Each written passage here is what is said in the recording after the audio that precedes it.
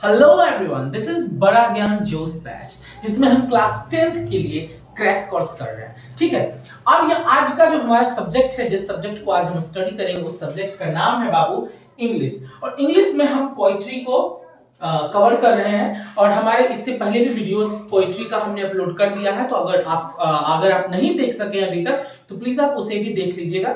And देखने के बाद पूरी क्लास को अटेंड करने के बाद अगर आपको अच्छा लगे, डेफिनेटली अच्छा लगेगा। हमारे पूरे टीम का ये अथक प्रयास है कि हम आज जो भी कॉन्सेप्ट है वो आपको पूरी तरह से समझ में आए। क्यों? क्योंकि क्रैश कोर्स का मतलब ये होता है कि आप ऑलरेडी उन सब्जेक्ट्स को या उन चैप्टर्स को आप पढ़ लिए हैं, उसे फिर से एक बार रिवाइज किया जाए अच्छे तरीके से कम समय में, जिससे कि वो आपको फिर से मेमोराइज हो जाए, फिर से ध्यान में आ जाए। तो डेफिनेटली आपको पसंद आएगा। तो इस वीडियो को ज्यादा से ज्यादा लाइक करना है, शेयर करना है। And still if you are not the subscriber of Bada Gyan, then why are you waiting for? तो आप उसको अभी क्या भी आप सब्सक्राइब करेंगे। तो अब बिना कोई देर के, without any further delay, let's get started.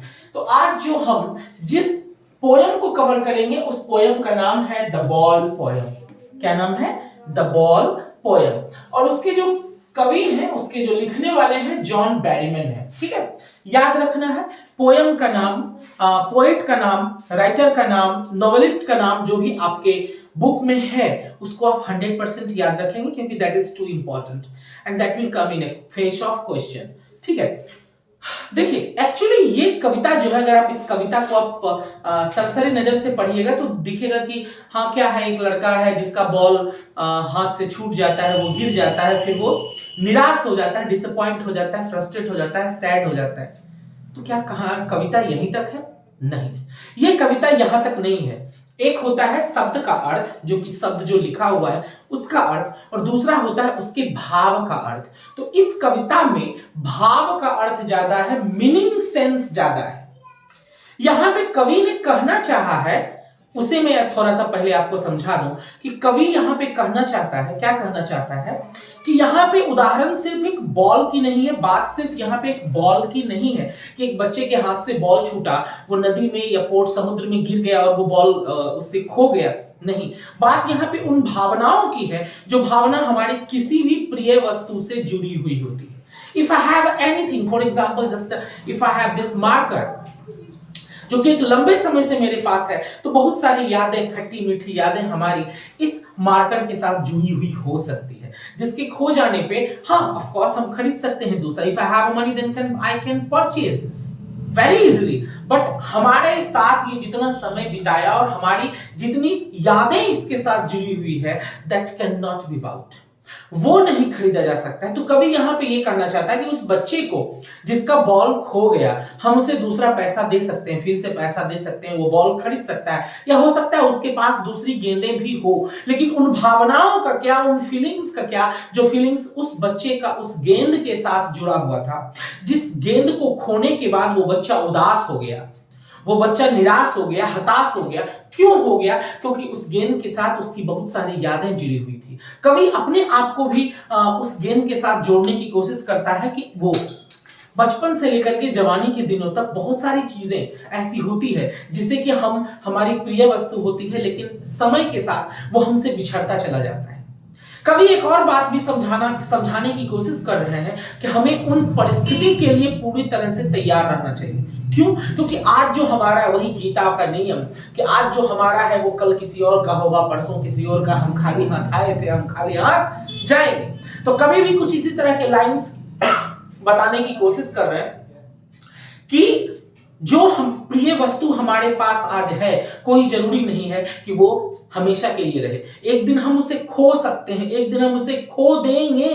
May be हमें उस परिस्थिति के लिए अपने आप को मजबूत बनाकर रखना है। हमें ये सोच करके रखना है कि अगर कल हमसे कोई हमारा कीमती चीज चला जाता है, जिसके साथ हमारी भावनाएं जुड़ी हुई होती है, तो वैसी भी परिस्थिति में हमें उस समय का सामना करने के लिए तैयार रहना चाहिए। ऐसा नहीं कि हम टूट जाएं, हम बिखर जाएं। क्योंकि आज के इस भागम भाग वाली दुनिया में ज्यादातर ऐसा ही होता है कि हमारी कोई प्रिय वस्तु हमारे पास है और अगर अनफॉर्चुनेटली वो हमसे दूर चला जाता है तो हम काफी डिसअपॉइंटेड हो जाते हैं, हम फ्रस्ट्रेटेड हो जाते हैं, हम डिप्रेस्ड हो जाते हैं। तो we will have to aware, and we will have to be ready to face such kind of situation if it will come in by life. And एक बहुत ही उत्तम लाइन है कि जिंदगी है ना जनाब, तकलीफ तो होगी ही है, वरना मरने के बाद तो जलने का भी एहसास नहीं होता है।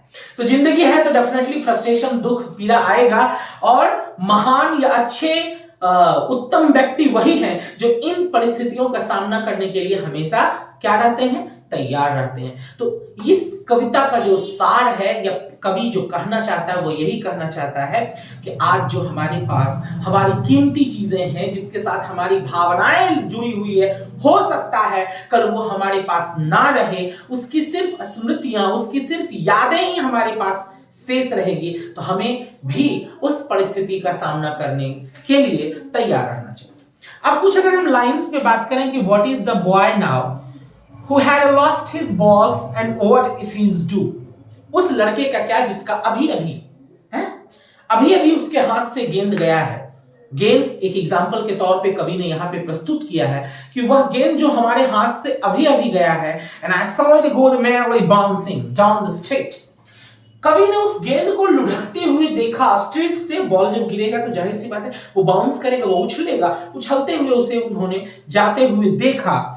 And the merrily over there it's in the water, and now no use to say oh there are the balls, और वो बॉल बाउंस करते हुए, उछलते हुए नदी में, या वहां पे जो भी पानी का सोर्स है, चाहे वो पोर्ट के पास का हो, तालाब, नदी, झील, झरना जो भी है, वो उसमें जाकर के गिर जाता है।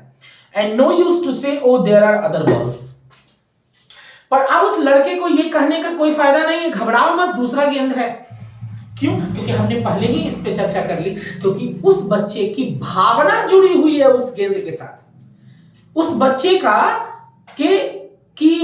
उस गेंद का बहुत सारी यादें जुड़ी हुई है उस बच्चे के साथ। तो उस बच्चे को ये कहने से कोई फायदा नहीं होगा कि चलो ना कोई बात नहीं, दूसरी गेंदें हैं ना, ले लेना। वो बच्चा नहीं समझेगा, क्योंकि उसे वही गेंद चाहिए। क्यों चाहिए? उसने शायद वो बहुत स्ट्रगल करके लिया हो, चाहे वो उस गेंद से बहुत ज्यादा खेला हुआ हो, चाहे वो हो सकता है वो गेंद उसे किसी रिवॉर्ड में मिला हो, कोई उसे खुश होकर उपहार में दिया हुआ हो, और उस व्यक्ति से उसकी यादें जुड़ी हुई हो उस गेंद के माध्यम से। तो उस बच्चे को यह कहने का कोई फायदा नहीं है कि बबुआ वो गेंद हम तुम्हें दूसरा भी लाके देंगे, या तुम्हारे पास दूसरी भी तो गेंदें हैं, जाने दो, एक गया तो दूसरा आएगा। इसका कहने का कोई मतलब नहीं है। And ultimately the shaking crips fixes the boy, क्योंकि उस बच्चे की स्मृतियां जुड़ी हुई है, यादें जुड़ी हुई है उस गेंद के साथ। अगला स्टेंजा में कहता है as he stand the rigid, the trembling, the staring, the down, वो बच्चा घूर रहा है, देख रहा है अपने उस गेंद को कि कहां चला गया। And all his young days into the harbor where his ball went, I would not introduce on him. A time another ball is the worthless, and now he senses the first responsibility in a world of possession. क्या कहते हैं कवि? कि बचपन के सारे दिनों के बारे में वो सोचने की कोशिश करते हैं कि ये जो भौतिक संसार है, ये जो दुनिया है, यहाँ पे कोई भी चीज हमेशा हमेशा के लिए नहीं रहने वाला है। एक ना एक दिन वह हाथ से छूट जाता है, उस गेंद की तरह जैसे उस बच्चे के हाथ से वो गेंद छूटा और वो गेंद बाउंस करते हुए उस पानी के सोर्स में चला गया। People will take balls and balls will be lost. And a little boy and no one buys a ball back. Money is external.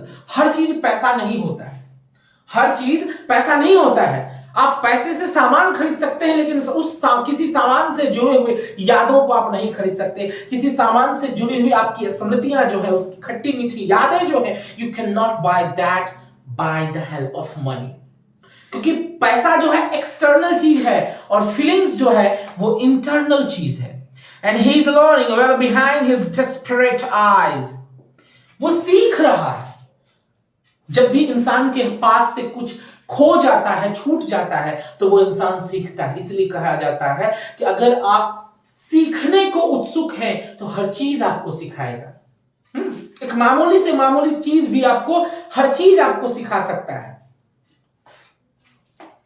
And the knowing of what every morning must have one day now, and I must know many days how to stand up. कुछ लोग इस परिस्थिति से ऊपर उठना जानते हैं, और कुछ लोग सीखते हैं। वो जो विपत्ति या जो भी समस्याएं हमारे पास आती है उससे किस तरह से खड़े हों, किस तरह से उस समस्या से निकले, ये कुछ लोग जानते हैं बखूबी, और जो नहीं जानते हैं वो सीखना पड़ता है उन्हें, या वो सीख जाते हैं परिस्थिति के साथ। क्योंकि हमारा जो सबसे बड़ा जो टीचर होता है, जो गुरु होता है, वो हमारा टाइम होता है, वो हमारा परिस्थिति होता है, हमारा कंडीशन, सिचुएशन होता है, जिस सिचुएशन से हम मुश्किल घड़ी का सामना करते हैं। तो यहां पे ओवरऑल कविता एक बहुत ही सुंदर तरीके से पेश किया गया है। अगर आप बुक्स के लाइन को देखेंगे तो उसमें कोई खास आपको दिखाई नहीं पड़ेगा। अभी पहले हमने बताया था कि एक होता है मीनिंग, एक अर्थ होता है, उसका अर्थ क्या निकल रहा है, एक होता है भाव का अर्थ, वो कहना क्या चाहता है। तो यहाँ पे इसका भावार्थ बहुत अच्छा है। तो आपको इसको इस पोयम को, जिस पोयम का नाम क्या था, द बॉल पोयम, पूरे तरीके से आपको ध्यान में रखना है और डेफिनेटली आपको ये चीजें समझ में आ गई होगी। और आप इसको एक दो बार पढ़िए और फिर हम देखते हैं इसका अगला पोयम।